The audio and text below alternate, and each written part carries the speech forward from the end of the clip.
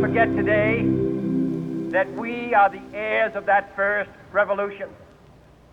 Let the word go forth from this time and place to friend and foe alike that the torch has been passed to a new generation of Americans born in this century, tempered by war, disciplined by a hard and bitter peace, proud of our ancient heritage, and unwilling to witness or permit the slow undoing of those human rights to which this nation has always been committed and to which we are committed today at home and around the world.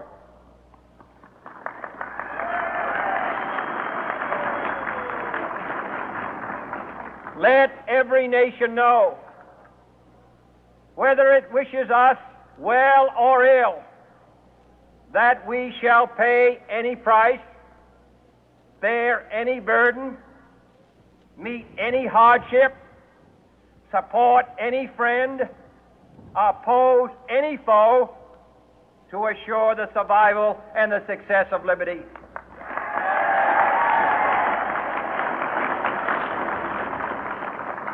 This much we pledge and more.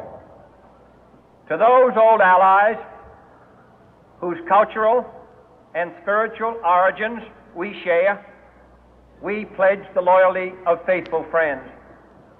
United, there is little we cannot do in a host of cooperative ventures. Divided, there is little we can do, for we dare not meet a powerful challenge at odds and split asunder. To those new states whom we welcome to the ranks of the free, we pledge our word that one form of colonial control shall not have passed away merely to be replaced by a far more iron tyranny.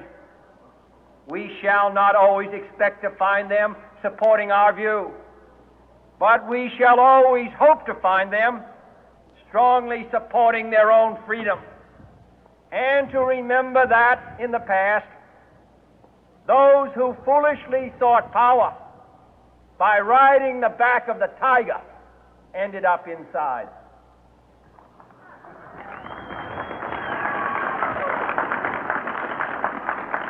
To those people in the huts and villages of half the globe struggling to break the bonds of mass misery, we pledge our best efforts to help them help themselves for whatever period is required, not because the communists may be doing it, not because we seek their votes, but because it is right.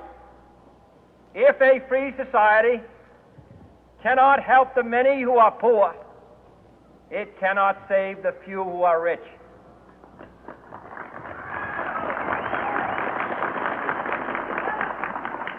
To our sister republics south of our border, we offer a special pledge to convert our good words into good deeds in a new alliance for progress, to assist free men and free governments in casting off the chains of poverty. But this peaceful revolution of hope cannot become the prey of hostile powers. Let all our neighbors know that we shall join with them to oppose aggression or subversion anywhere in the Americas. And let every other power know that this hemisphere intends to remain the master of its own house.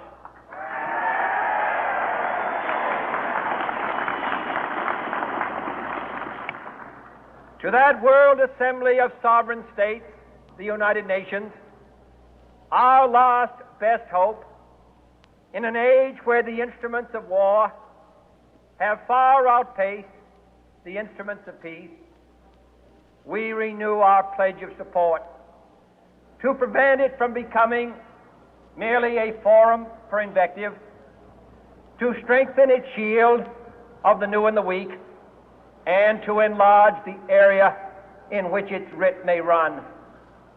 Finally, to those nations who would make themselves our adversary, we offer not a pledge, but a request that both sides begin anew the quest for peace. Before the dark powers of destruction, unleashed by science, engulf all humanity in planned or accidental self-destruction, we dare not tempt them with weakness, for only when our arms are sufficient beyond doubt can we be certain beyond doubt that they will never be employed. But neither can two great and powerful groups of nations take comfort from our present course, both sides overburdened by the cost of modern weapons, both rightly alarmed by the steady spread of the deadly atom, yet both racing to alter that uncertain balance of terror that stays the hand of mankind's final war. So let us begin anew, remembering on both sides that civility is not a sign of weakness, and sincerity is always subject to proof. Let us never negotiate out of fear, but let us never fear to negotiate.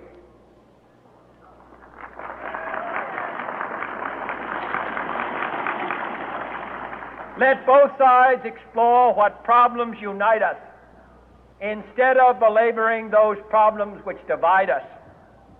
Let both sides, for the first time, formulate serious and precise proposals for the inspection and control of arms, and bring the absolute power to destroy other nations under the absolute control of all nations.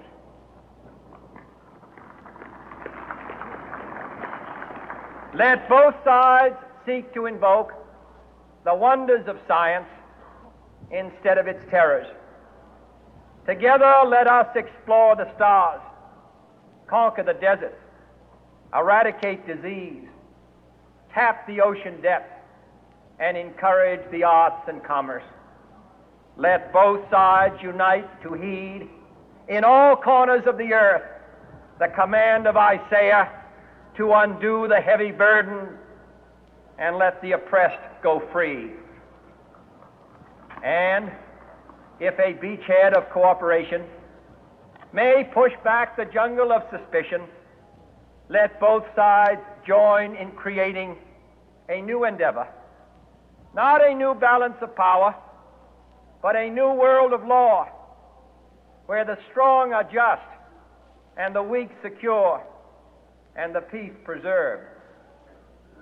All this will not be finished in the first 100 days, nor will it be finished in the first 1,000 days, nor in the life of this administration, nor even perhaps in our lifetime on this planet. But let us begin.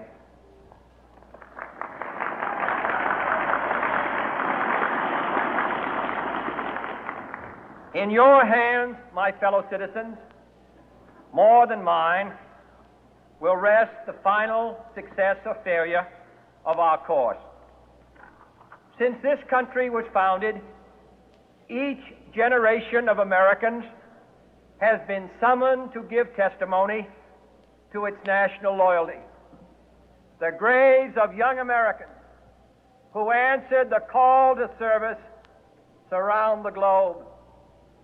Now the trumpet summons us again, not as a call to bear arms, though arms we need, not as a call to battle, though in battle we are, but a call to bear the burden of a long twilight struggle, year in and year out, rejoicing in hope, patient in tribulation, a struggle against the common enemies of man, tyranny, poverty, disease, and war itself. Can we forge against these enemies a grand and global alliance? north and south, east and west, that can assure a more fruitful life for all mankind. Will you join in that historic effort?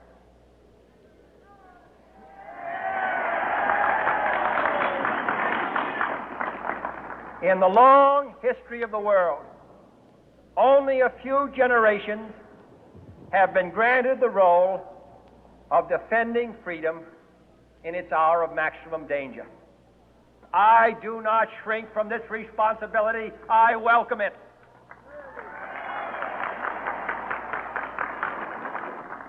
I do not believe that any of us would exchange places with any other people or any other generation. The energy, the faith, the devotion which we bring to this endeavor will light our country and all who serve it. And the glow from that fire can truly light the world. And so, my fellow Americans, ask not what your country can do for you. Ask what you can do for your country.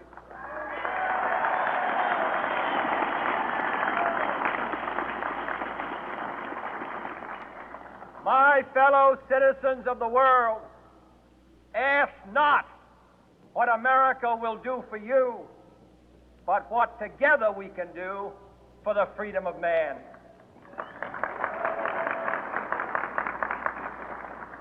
Finally, whether you are citizens of America or citizens of the world, ask of us here the same high standards of strength and sacrifice which we ask of you.